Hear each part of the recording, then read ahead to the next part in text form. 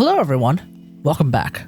Today I want to talk about 5 teams in particular that I've been really enjoying with C2 Xilonen, specifically teams that really utilize Xilonen's buffs from her Constellation. Now, it's not just teams that necessarily do the most damage, I'm talking about teams that really utilize these buffs, and it's not just mono teams where you could basically have, let's say, 3 characters in a mono Pyro team, all of whom are attack scalers, woohoo, we're using her buff 3 times.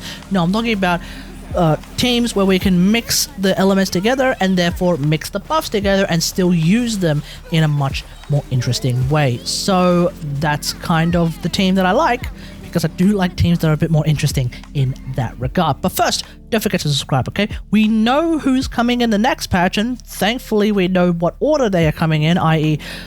Navia is coming with Escoffier, as opposed to what the leaks were suggesting, which was Kinich coming with Escoffier. So yeah, I'm going to go for Escoffier Spear, which is going to be something I'll mention a little bit later, but yeah, I'm very excited for that weapon. Well, mostly excited for that weapon, and if I lose, I might end up getting the axe. So we'll just see what happens. But either way, don't forget to subscribe and don't forget to hit that bell icon so that you can be notified of the latest videos and or live streams on the channel, because I think the next video that we're going to be doing is a Should You Get Navia video. So stay tuned for that. Alright, without further ado, let's get into it. Alright, let's start off with a Mualani team that I don't really have a name for. I'm just calling it CrazyVape. Don't ask. Either way, it's kind of a twist on the Mualani team that I think most people are using with Sucrose. We're basically swapping Sucrose out with someone else.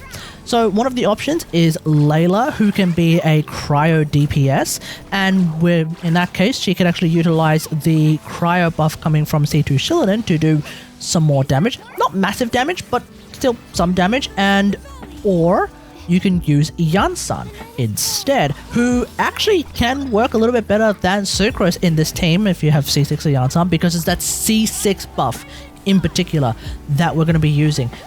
With Iansan, I've noticed that in the Mualani team, Mavuika suddenly does some more damage with her nukes, and then on top of that, because Iansan's C6 buff can last longer than VV and the EM share coming from Sucrose, it seems like Mualani is ultimately doing more damage as well in the long run. So with this team, we do have 3 elements shredded as well, which does mean that this team can be very hectic as well. With massive nukes coming from Mualani, this team does seem to be really, really good and can use that C2 Constellation really, really nicely.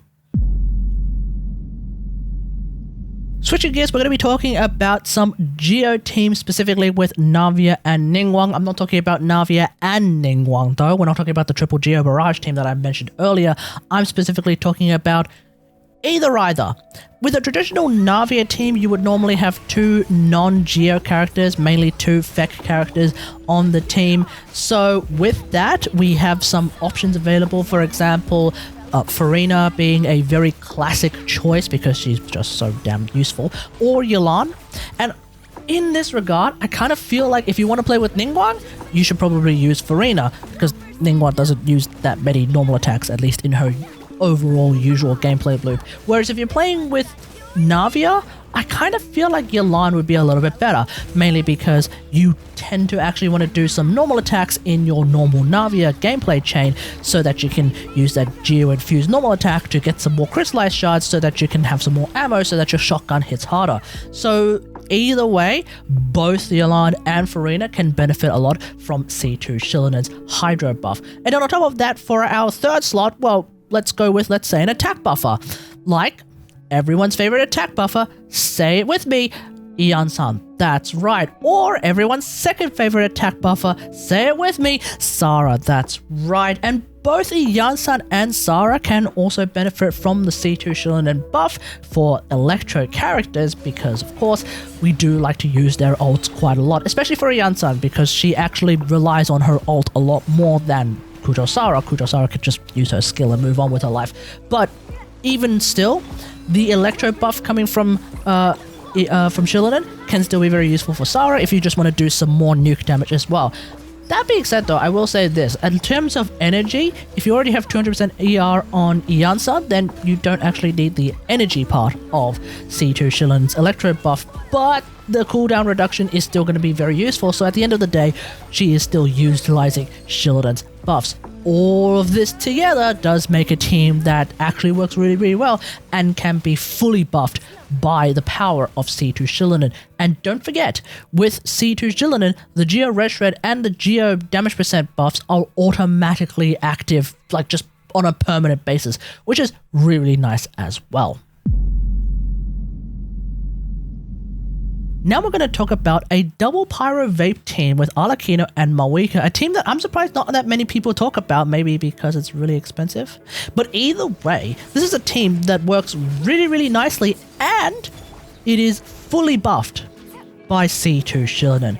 Now, this is a team where we have Arlecchino, who is our main on-fielder doing a lot of pyro damage. We have Xilonen, of course, the woman of the hour. We have Mavuika, who can do a lot of nuke damage as well as some very, very solid off-field pyro damage. And then we have Yelan, who can also do a nuke and then provide just enough Hydro App in order to sustain the pyro damage coming from both Arlecchino and Mavuika. And with C2 Xilonen, and it's really important that we're talking about C2 Xilonen because she also can very easily keep the auras clean so that you can, for example, after your initial pyro hit from Arlecchino, you can actually get a nuke from a forward vaping Yelan skill hit. So that's of course really, really good.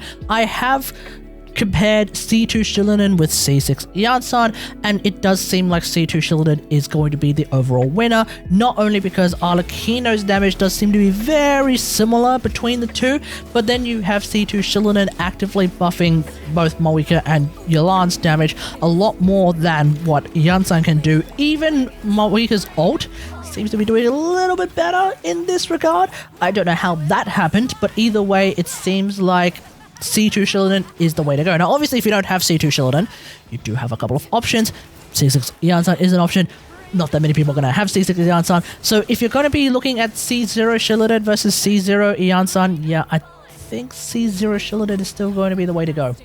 But either way, with a team like this, it does seem like the synergy is there, it works perfectly, and Xilonen exists to basically buff everyone. So we do like that. Now let's talk about the Layla team, but it's not the Layla team because that's a mono team. I don't want to talk about that. Instead, I want to talk about the Layla team, but we're swapping out Kaz for Lisa. Yes, Lisa. Because what can Lisa give us that is actually quite rare in this game? Defense Shred. So there we go, 15% defense reduction coming from her A4 passive. Now with that, Layla and Furina are able to do more damage because now they're able to deal with enemies that have less defense.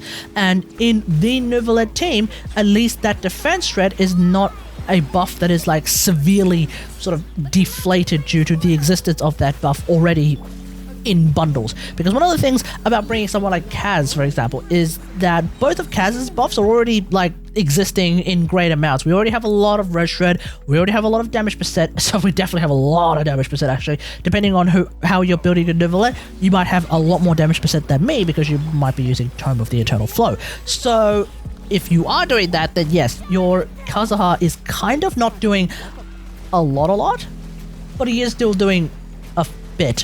Whereas if you were to bring Lisa, then obviously you could free up your Kazuha to do something else on like the other side of Spiral Abyss. And of course, Lisa can provide some additional ways of buffing Xilonen. That being said though, this team is not as strong, at least in my experience, compared to the Xilonen team. It does seem like you still end up doing more damage with Xilonen and Kaz on the team. And the difference in damage is actually somewhat significant, I would say, to the point where even Lisa's lantern damage doesn't seem to make up for it.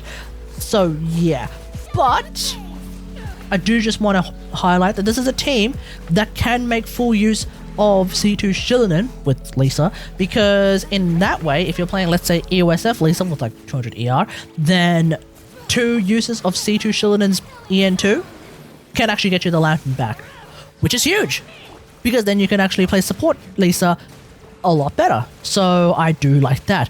Alternatives to Lisa also exist, My personal other alternative favorite would probably be Beidou, especially in AoE content. I have found that Beidou's jumping electro damage thing from her ult actually allows you to shred a lot of enemies really quickly. So there we go. We have some options available at the very least. You don't have to play the Neuvillette team if you're running with C2 Xilonen. You have some alternatives that can be really solid. And finally, we're going to be talking about the Mavuika Team, or specifically my Mavuika Team, because I can't make the Mavuika Team.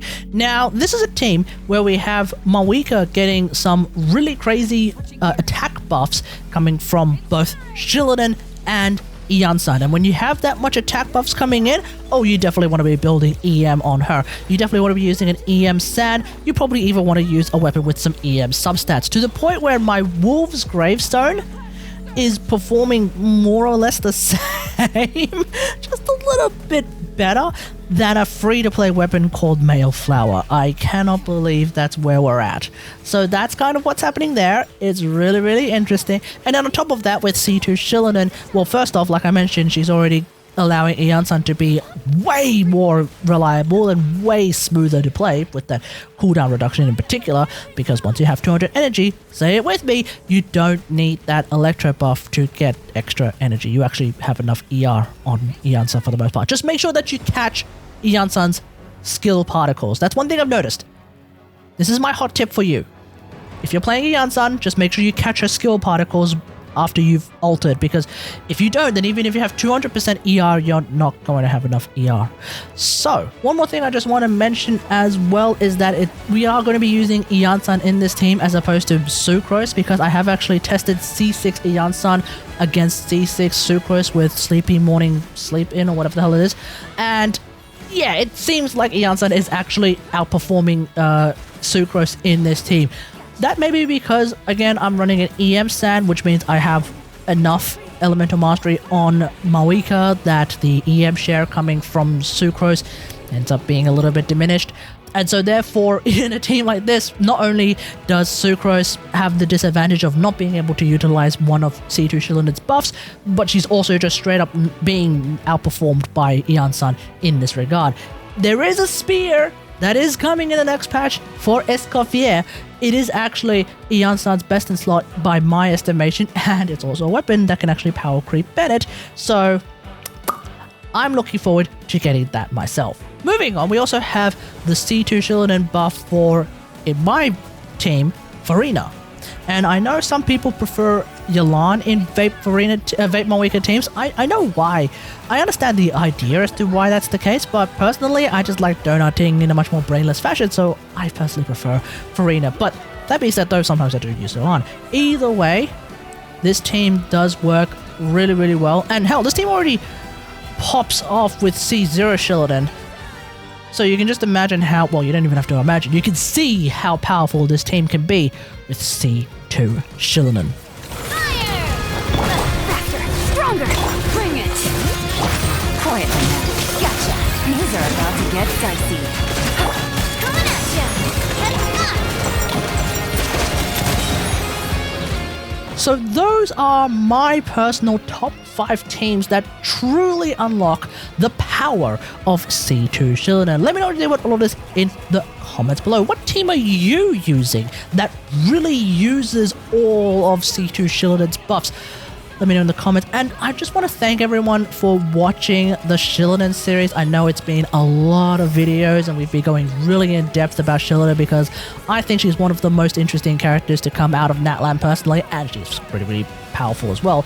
So we've been talking about a lot, but this is probably going to be the last Xilonen video for the foreseeable future. She is going to continue to being a mainstay in a lot of my personal favorite teams, and because I have C2, I get the feeling she's going to be around for a lot of teams as well for newer characters, so we'll just see what happens in the future. But either way, hope you guys enjoyed. So if you like this video, hit that like button, subscribe for more Genshin Impact action, and until next time, I will see you guys later.